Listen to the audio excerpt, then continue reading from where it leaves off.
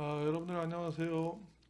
오늘은 우리가 자기 혼자 아니라 이제 여러 사람이 같이 게임을 하잖아요. 그래서 상대방 플레이어들은 어떻게 생각하는가, 어떻게 생각해야 될 것인가.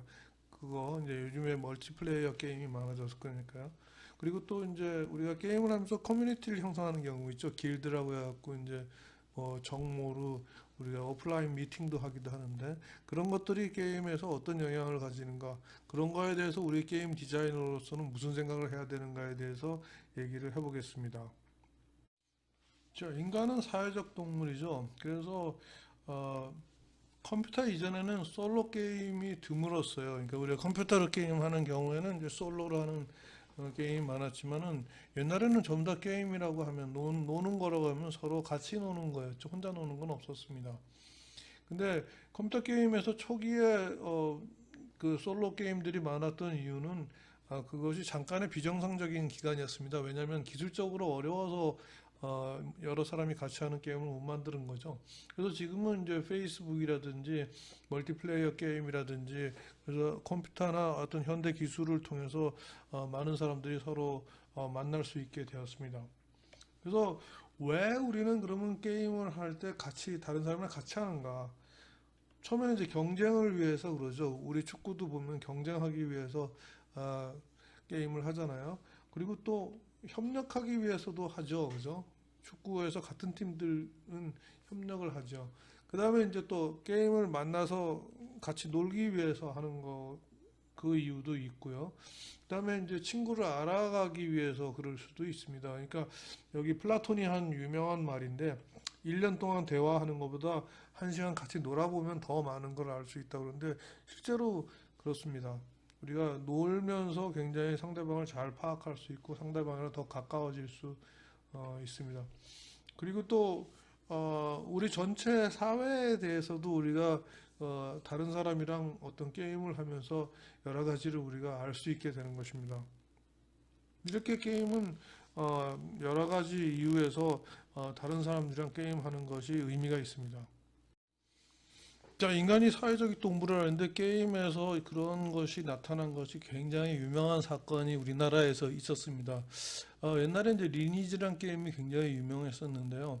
그 리니지의 드래곤 나이트라고 다크 혈맹이 가장 강력한 혈맹이었습니다. 그런데 강력하기도 했지만 가장 원성을 사는 혈맹이기도 했는데 그 사람들이 몇 명 플레이어들이 높은 세금을 책정하고 사냥터도 통제하는 그런 행동을 했어요. 그래서 그 다크 나이트 혈맹의 형태가 다른 유저들한테 반감을 많이 일으켜서 전쟁이 벌어졌지만 항상 이제 다크나이트 혈맹이 이겼죠. 그리고 세금을 통해서 받은 그 게임 머니로 높은 레벨과 좋은 장비를 갖추고 여기 더해서 이제 정치부 그러니까 지도부들이 정치력과 단합력 때문에 오랫동안 장기 집권을 할 수 있었어요. 그런데 거대 혈맹 연합에 의해서 다른 사람들은 정상적인 레벨업을 할 수 없었기 때문에 상당수가 저레벨이었죠. 그래서 그 저레벨끼리 모여서 바츠 서버 연합군을 만들었는데 그 사람들은 DK 그러니까 다크나이트 혈맹에 의해서 완전히 도륙되었었습니다. 근데 이런 일방적인 학살이 리니지 유저들한테 플레이어들한테 정의감을 자극했습니다. 그래서 게시판이 들끓고 전 서버의 리니지 2 유저들이 자신들의 서버에서 육성하던 캐릭터를 모두 다 내려놓고 바츠 서버로 몰려와서 이 다크나이트 혈명을 타도하겠다는 명분으로 초보자 캐릭터를 만들어서 거대 혈명 연합과 맞서게 됩니다. 그래서 2004년 당시에 리니지2에서는 캐릭터 서버 이전이 허용되지 않았기 때문에 타 서버 유저들이 그 바츠 서버로 가야지 됐었어요. 그래서 신규 캐릭터를 생성해서 이 혈맹과 맞서야지 되기 때문에 그들의 장비들은 굉장히 뭐 내복을 입은 정도랑 비슷하다고 해갖고 이들을 내복단이라고 불렀습니다. 그런데 리니지2의 최대 거점인 아덴성을 탈환하면서 바치 연합군은 물론 전 서버에 리니지 유저들이 환호를 하게 됐습니다. 그래서 이 날을 바치 해방의 날로 선언되었고, 바치 해방의 날을 기념하는 수천 개의 게시판이 폭발했고, 심지어는 언론에서도 그 바치 해방 전쟁이 기사화되기도 했습니다. 그러니까 그런 일들이 참 멋있는 일이죠. 그러니까 프랑스 대혁명처럼 왕정을 뒤엎고 어떤 평민들이 그러니까 승리한다는 그런 것들이 실제로 게임 세계에서도 일어나고 있습니다. 그래서 그런 것들이 영화화된 것 중에서는 이제 2018년에 나왔나요? 레디 플레이어 원이라고 그런 영화가 있었죠. 거기서도 보면은 일반 시민들이 있고 또 몇 명의 그 저 거대한 컴퓨터를 갖고 있는 플레이어들이 전체적으로 우리가 독재를 하는데 그거를 평민들이 그걸 뒤집는 그것이 영화의 어떤 주제였습니다. 자, 이런 식으로 인간은 사회적인 동물이고 그런 사회에서 일어나는 일들이 게임에서도 마찬가지로 일어날 수 있습니다. 자, 다른 사람이랑 이제 게임을 같이 할 때 우리가 경쟁을 하기도 하고 협력을 하기도 합니다. 여기서 나와 있는 지금 오버워치에서처럼 경쟁은 이제 서로 게임에서 레벨을 맞춰서 밸런스를 맞춰주기 위해서 하고 또 가치 있는 상대를 만나서 흥미 있는 문제를 같이 풀고 아니면 또 다른 사람들과 비교해서 자신의 실력을 알고 싶다거나 아니면 복잡한 전략을 쓸 때는 혼자 되는 게 아니고 여러 사람이 같이 해야 되기도 하고 그다음에 다른 사람들 심리도 알 수 있고 그런 어떤 장점이 있을 수 있고요. 그다음에 협력을 해서 그 협력을 해서 같이 이겼을 때 성공한 팀에 소속됐다는 기쁨도 누릴 수 있지만 졌을 때 서로 같이 위로해 줄 수도 있습니다. 그러나 이제 오버워치나 뭐 롤이나처럼 사실은 컴피티션이 따로 있고 콜라보레이션이 따로 있는 건 아니고 대부분 게임에서는 컴피티션과 콜라보레이션이 이렇게 섞여 있게 되는 경우가 대부분입니다. 게임 학자들이 요즘에 또 눈여겨보는 것 중에 하나는 관중입니다. 게임을 관람하는 사람. 그러니까 우리가 스포츠를 관람하는 건 많이 있었죠. 축구 뭐 예를 들어 프리미어 리그라든지 뭐 이런 것들은 있었는데 게임도 요즘에는 관람하는 것들이 굉장히 포퓰러해졌습니다. 그래서 여러분들 e스포츠가 있고 그거에 열광하는 팬들도 있고 그렇지 않습니까? 그래서 지금 우리가 게임 디자이너로서 생각해야 될 것은 뭐냐면 게임을 플레이하고 있는 사람들이 즐거운가도 생각해야 되지만 게임을 그걸 관람하는 사람이 재미있을까 그리고 또 그것을 관람하는 것을 어떻게 하면 더 재미있게 할 수 있을까 하는 것들도 우리가 게임 디자인의 중요한 요소로 지금 자리 잡고 있습니다. 자, 게임에는 이제 게임을 통해서 우리가 커뮤니티가 형성될 수 있습니다. 커뮤니티의 기본적인 요소는 이제 그 회원권을 어떻게 획득하는가 하는 거고, 그 다음에 거기서 각각의 일원들이 어떤 영향력을 발휘할 수 있는가, 그 다음에 그 커뮤니티가 건전한가 안 한가, 그리고 또 이제 우리가 감성적인 어떤 것들이 표현되고 그런 감성이 교환될 수 있는가가 중요하고요. 커뮤니티 종류로서는 팬들 간의 커뮤니티도 있죠. 그러니까 예를 들어서 스포츠 같은 경우는 예를 들어서 메뉴를 응원하는 어떤 커뮤니티가 있을 수 있고 뭐 이런 식으로 어떤 프로 게임 같은 경우에는 게임 선수라든지 한 팀을 응원하는 그런 팬들의 커뮤니티가 있을 수 있습니다. 예를 들어서 BTS 같은 경우는 아미가 중요한 팬층인 커뮤니티가 될 수 있겠죠. 그 다음에 플레이어들끼리 또 커뮤니티를 형성할 수 있습니다. 그것은 보통 우리가 MMORPG에서는 길드라고 부르는 그런 거죠. 그래서 한 길드에 속해 있는 플레이어들끼리 같이 전략도 세우고 따로 오프라인 미팅도 하고 그럴 수도 있겠습니다. 그 다음에 이제 디자이너의 커뮤니티가 있을 수 있습니다. 그러니까 마인크래프트 같은 그런 게임은 어떤 게임을 디자인하는 것 자체가 플레이랑 거의 비슷한 거니까 거기서는 같은 목표를 가지는 디자이너들끼리 모여서 어떤 커뮤니티를 만들어낼 수 있습니다. 지금 요 그래프는 각종 그 미디어들의 어떤 시장의 크기를 나타내는데 보시다시피 비디오 게임이 가장 큰 시장을 가지고 있습니다. 근데 그것의 그럴 수 있는 큰 이유가 비디오 게임은 커뮤니티가 잘 형성되어 있기 때문에 그렇습니다. 그래서 커뮤니티가 잘 형성되어 있으면 아까 얘기한 인간은 사회적 동물이라는 그런 사회적인 본능 충족을 할 수 있기 때문에 우리가 커뮤니티가 잘 형성되는 게 중요하고요.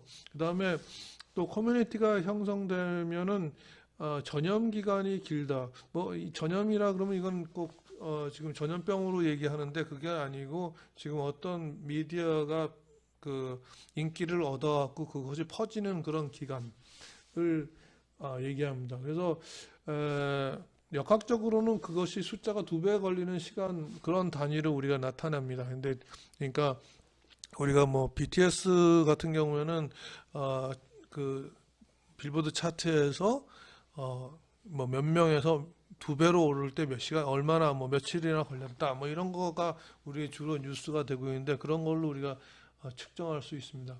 그래서 결국은 이제 많은 플레이어가 더 많이 내 게임을 해주면 좋잖아요. 그래서 그런 것들을 많은 플레이어가 계속 유지되면서 플레이를 하고 또 내 게임에서 떠나지 않도록 커뮤니티를 형성해서 플레이어 개인 개인의 기쁨이 아니라 커뮤니티의 기쁨이 된다 그러면 이것이 더 오래 존속될 수 있는 그런 가능성이 커지는 겁니다. 그래서 디자이너가 그래서 이제 커뮤니티가 만들어지기 쉽게 어떤 게임을 만드는 게 필요합니다.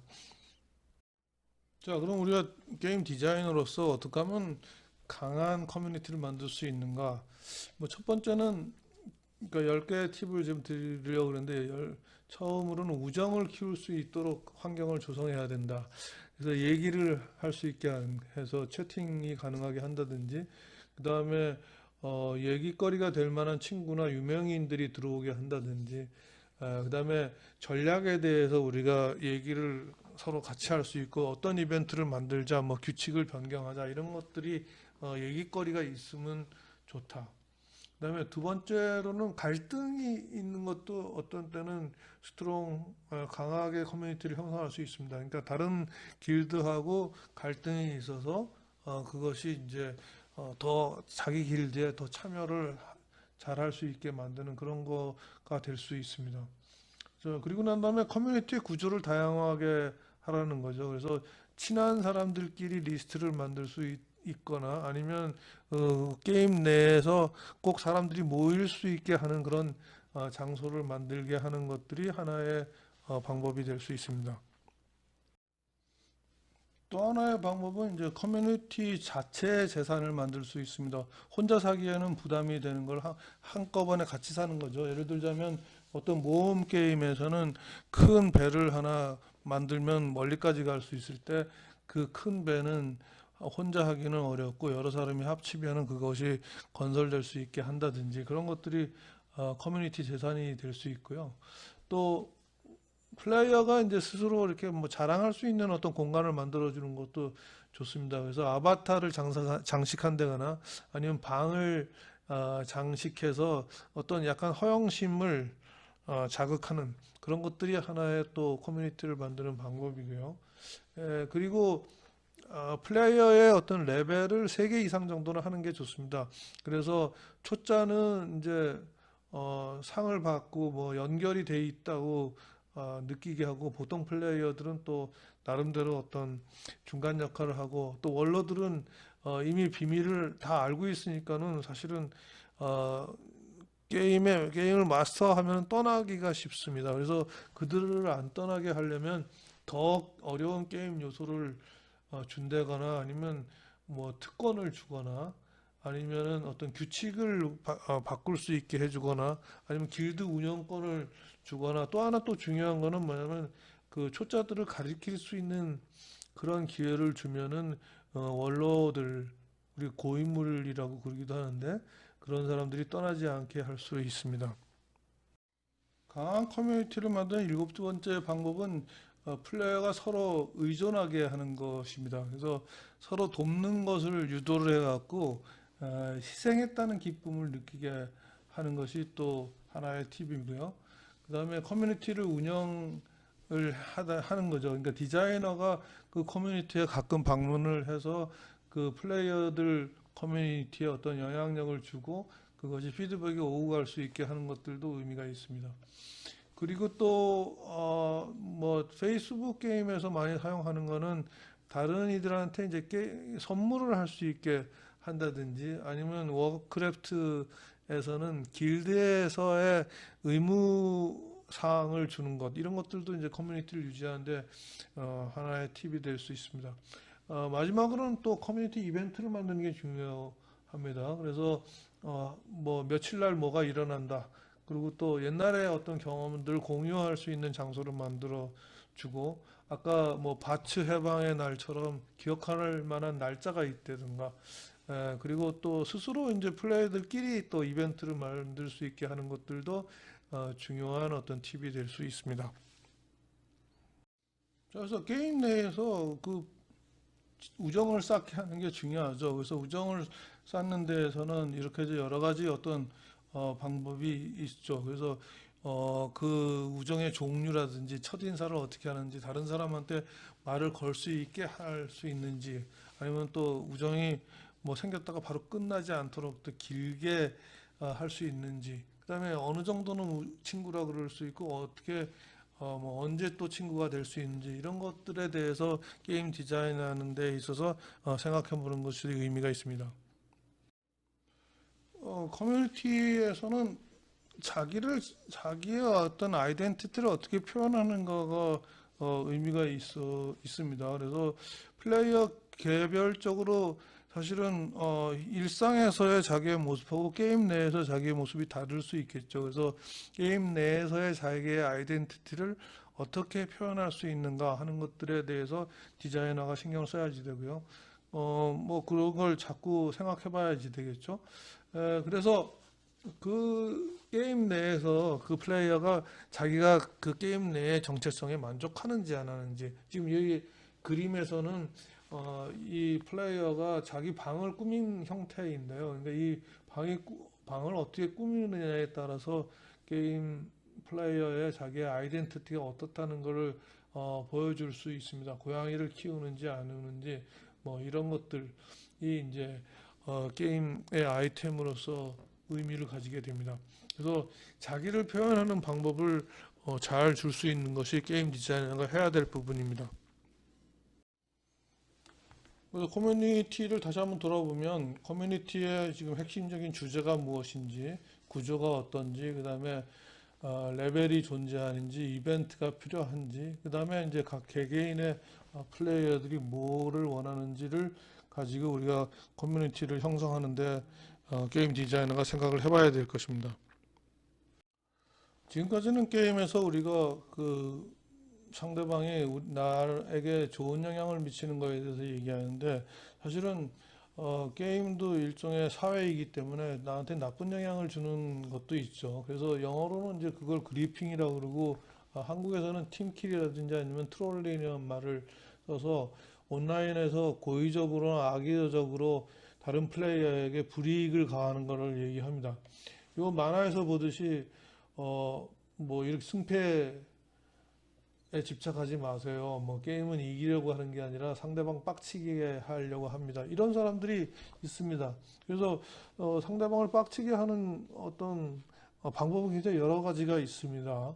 뭐 친구가 된 다음에 죽여버린다든지, 아니면 훔치기, 킬 훔치기는 참 그렇죠. 이제 샘 파이터가 막 싸우고 있다가 옆에 기다리고 있다가 저쪽 상대방이 거의 죽게 됐을 때 마지막 한 킬을 해갖고 자기가 승리를 챙기는 거, 이런 거를 또 그런 방법도 있고요. 또 뭐 주고 난 다음에 받기만 하고 주지는 않는 그런 사람들도 많이 있고요. 그다음에 이제 나쁜 얘기들을 많이 하는 사람들. 그래서 그런 것들은 게임 시스템 내에 이제 필터링을 두어서 블랙리스트나 이제 화이트 리스트를 만들어서 블랙리스트에 나오는 그런 단어들이 나오면 그런 것들이 이제 저절로 안 되게 시스템을 만들어 놓을 필요가 있죠. 고의로 길을 막는다거나 또 게임의 허점을 찾아갖고 집중적으로 사용함으로써 그 게임 자체가 다른 사람이 흥미를 잃게 하는 그런 것들이 이제 나쁜 것에 속합니다. 그래서 이런 것들을 우리가 막을 필요도 있고 그런 것들이 실제로 게임을 플레이를 하게 하고 난 다음에 피드백을 꼭 받아봐 갖고 고쳐야 될 부분일 수도 있습니다. 그래서 그리핑 면에서 요 그림은 이제 자기가 자기 편인 줄 알았는데 뒤를 돌아서 나를 찌르는 그런 걸 보여주고 있는데 그 내 게임에서 저 트롤링이나 팀킬이 쉽게 되게 돼 있냐 이런 것들을 잘 점검해야지 되고요. 그래서 게임에서 또 허점이 생겨갖고 쉽게 점수를 얻는 뭐가 있다든지 이런 것들을 우리가 있는지 잘 챙겨보는 것이 중요합니다. 자, 미래 게임 커뮤니티는 어떻게 형성될 거냐? 어, 지금 프로 스포츠 팀에 대해서는 커뮤니티가 왕성하죠. 그래서 지금 봄이 되면 야구 경기라든지 아니면 축구 경기, 뭐 농구 경기 거기에 프로팀 그 팬층들이 완전히 이제 커뮤니티를 만들어서 왕성하게 활동하고 있습니다. 근데 게임에서는 이제 커뮤니티가 생성이 되는데 게임에서의 커뮤니티에서 재미있는 것은 이제 개인의 원래 어떤 모습은 안 나타나기 때문에 새로운 정체성을 만들어낼 수 있다는 것이 게임 커뮤니티의 재미있는 점일 수 있습니다. 그리고 또 뭐 예를 들어서 어, 새로운 정체성이라고 할 때 나이 많은 플레이어지만 아바타는 젊은 아바타를 썼고 젊은 사람처럼 행동할 수도 있고요.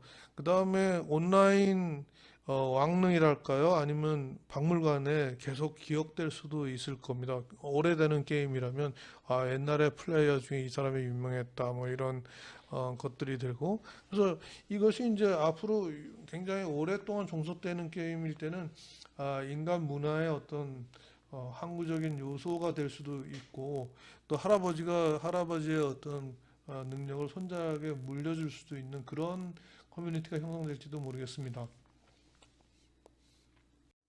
마지막으로 이 얘기를 보여드리고 제가 이 시간을 마치고 싶은데요. 이 얘기는 여러분들 한번 읽어보세요. 그러니까 옛날에 아버지랑 같이 게임을 하다가 아버지가 이제 돌아가셨는데 그 게임 안에 이제 아버지의 기록이 남아 있었던 거죠. 그래서 그것을 나중에 자기가 오랜만에 연습을 해서 실력이 올라와서 깰만 했는데 그 아버지의 그 어, 기록을 가지고 있는 그 고스트를 없어서 멈췄다. 이게 참 눈물 나는 얘기입니다. 그러니까 게임이 상당히 우리 인간의 깊은 곳까지 건드릴 수 있다. 그것이 나 혼자 플레이하는 게 아니라 여러 가지 여러 다른 사람들과 플레이하면서 인간 사회에서도 느낄 수 없었던 그런 어떤 감동을 느끼는 그런 것이 될 수도 있다는 것이 참 게임 우리 디자이너를 꿈꾸는 사람들이 생각해 볼 점인 것 같습니다. 자, 여기까지 감사합니다.